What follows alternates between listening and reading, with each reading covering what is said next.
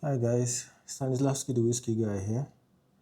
In this video, I will be showing you some of my favorite um, single malt whiskies in my collection. I think I have about 13 bottles here. 12 of them are Scottish, and the very last one there, the Tillin, is Irish. Absolutely, I agree. I have a preference for Scottish whiskey and Japanese whiskey by far, but I do love me some Tillin from time to time.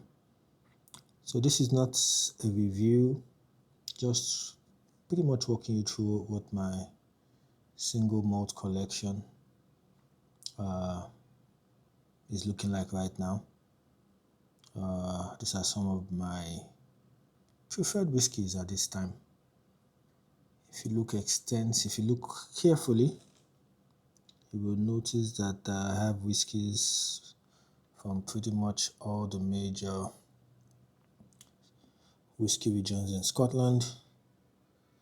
The first two, they are island single malts. I think the next three are from the Spice side, also one of the popular whiskey regions in Scotland. And the next set of whiskies are probably by far my favorite whiskey region. And yes, I do have a Chilean as well, which is Irish. So just quickly walking you through what they look like. Remember, these are my personal views. These are my videos. None of these brands supports me or engages me regarding these whiskies. None of these brand influences whatever I say. This is just purely educational purposes and entertainment. I love to experiment with whiskey, and I pretty much just like to bring you guys into my world as well. Okay, so starting on the far left is the Glengoyne. It's a 12-year-old Highland single malt. One of the popular things about this particular Glengoyne is the fact that the distillation process is actually one of the slowest in the industry. And what that's supposed to do is it really cleans up the flavors. If you're that kind of person who can't stand smoke or peat in your whiskey, you want it clean and smooth, you can't go wrong with the Glengoyne. I'll have a full review on my channel in the very near future. Next to it is the Glenmorangie, 14 years. Another very clean, beautiful, lovely whiskey. Bourbon and port casks. Very rich, very warm, very luxurious whiskey. Not super expensive as well. So for those of you that like to drink all those usual suspects, trust me when I say there are so many more experiential, lovely whiskeys that you can experience at even lower price point at times than all of those heavy branded ones. Okay, the third whiskey here is also one of my favorites from the Spice side region. It's the Tamdhu. It's 12. I actually prefer the 12 years. The 12 years to the other ones. It's a classic, very heavy on the sherry side. Obviously it was stored in sherry oak cast, and that's really shows when you drink this whiskey. It's a beautiful, smooth whiskey. And very next to it is also something from the Spice side. That's the Benvo. It's 10 years. Spice side is not always known for its peats, but this Benvo has that flavor, that light peats taste to it. So if you like highly type whiskies, you would love the Benvo as well. It's very, very different. It's slightly different from what you usually would expect from a Speyside whiskey. Okay, I will also have a video on that very, very soon. Every video here, every whiskey here, I will probably have a video on my channel very soon. The Glenmorangie, 12 years, lovely whiskey.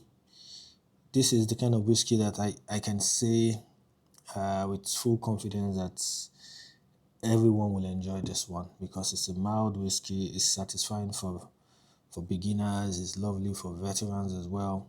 This is a lovely, lovely, lovely whiskey. Now we move to my favorite my favorite side of things. You have the Islay whiskies. I think that is pronounced Kaola. Let's just call it Kaola. Correct me if I'm wrong.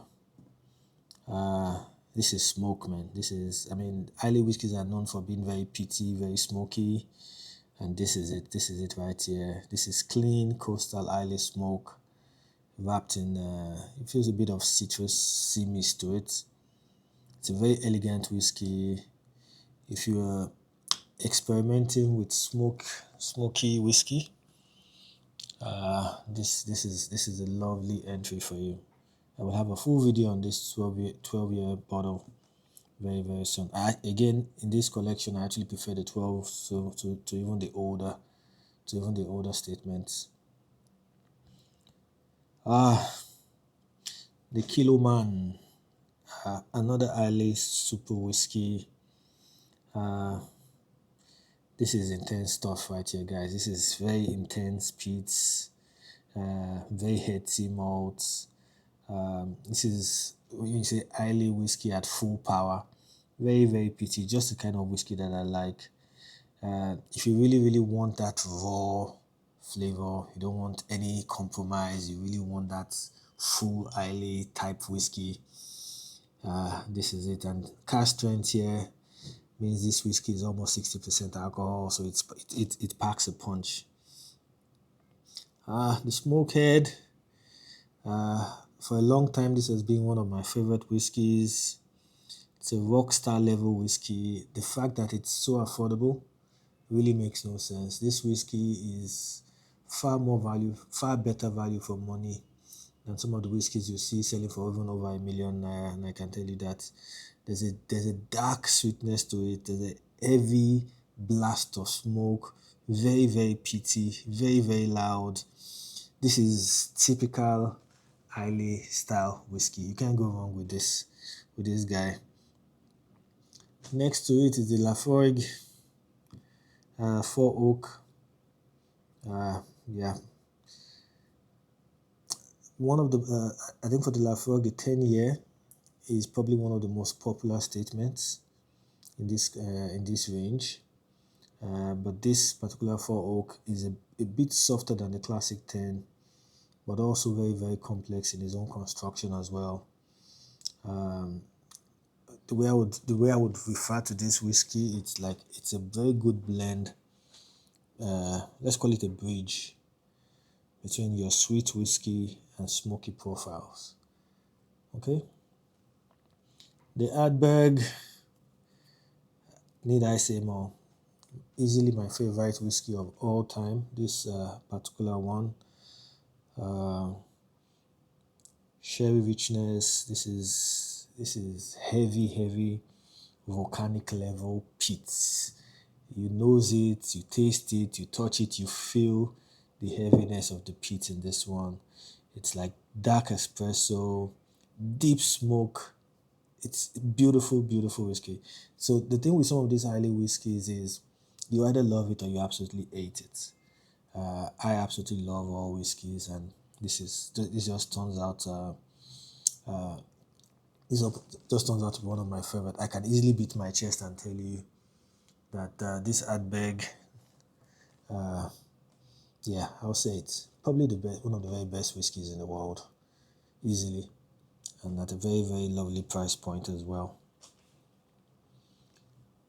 Next is the Lag.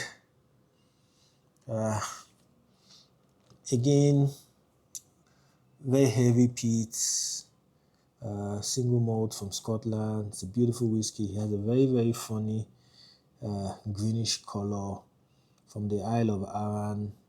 Almost Ardbeg-like in taste. It's a lovely whiskey. Again, it's one of those whiskeys that you either like or you ate. And gentlemen, that brings us to this superstar right here, this rock star, the Lagavulin 16 years. Oh boy, what a whiskey. What a whiskey. Again, pit is deep. I mean, all the way from the very first early whiskey here, all the way down to the Lagavulin. It's all peat. It's a beautiful giant peat superstar. If you love peat, if you love smoke, this is it for you. There's just something super lovely about it. It offers you a very long, smoky finish that feels like slow burn. Like you're sitting in front of a fireplace. This is beautiful whiskey. If you've always been the type to sit on the fence when it comes to whiskey and you always prefer something else, this is the kind of whiskey that will get you to change your mind. This is the cream of the cream of the crop, peak of the peak whiskey here. Okay? And at the very end is the only Irish whiskey in this collection. Love it as well.